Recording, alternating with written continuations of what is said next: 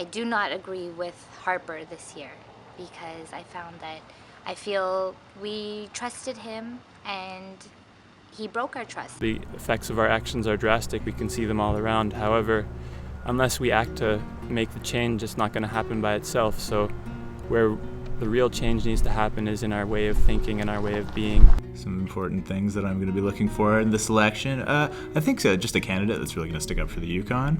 Ideally, I'd want a candidate who considers as broad a range of social settings as they can. So rather than maybe being a populist candidate who wants to please their voter base, maybe take in consideration people who won't vote for you but are equally as important. You won't see much of the candidates in these communities, particularly in Ross River where I am here. It's off the chart for a lot of the kind of the Western political system that's in place here.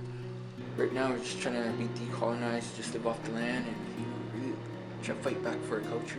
Finding the culture back and helping find the cultures and just developing Canada and being happier and working with First Nations people. I'd really like to see some more initiative towards helping people who, the more vulnerable people in society, more people with mental disabilities and physical disabilities who can't necessarily help themselves. The needs of each individual, whether they be a handicapped individual or an old person or a young youth person or wherever they might be in life, that they each have an abundance that is in balance and in harmony with what an individual actually needs and not what the select few need. I try to just look at someone that cares about people, because I think a lot of them don't. There's a lot of really good talking points that make things sound really good, but when you actually look at what that does to the people in the community, it doesn't help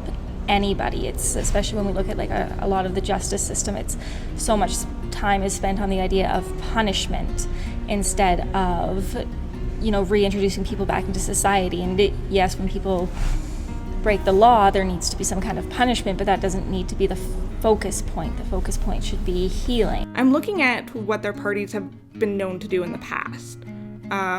You've got, it's like history repeats itself, You can't have one thing without really giving something else up.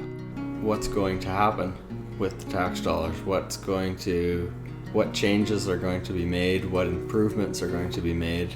Yeah, this is probably the largest generation that's not having children, and people are having one or two because of cost.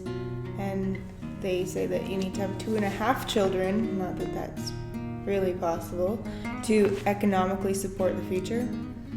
So I'm having children for everybody. I would like to see changes in our school systems. I would like more support, especially for the communities. I think that's a huge one.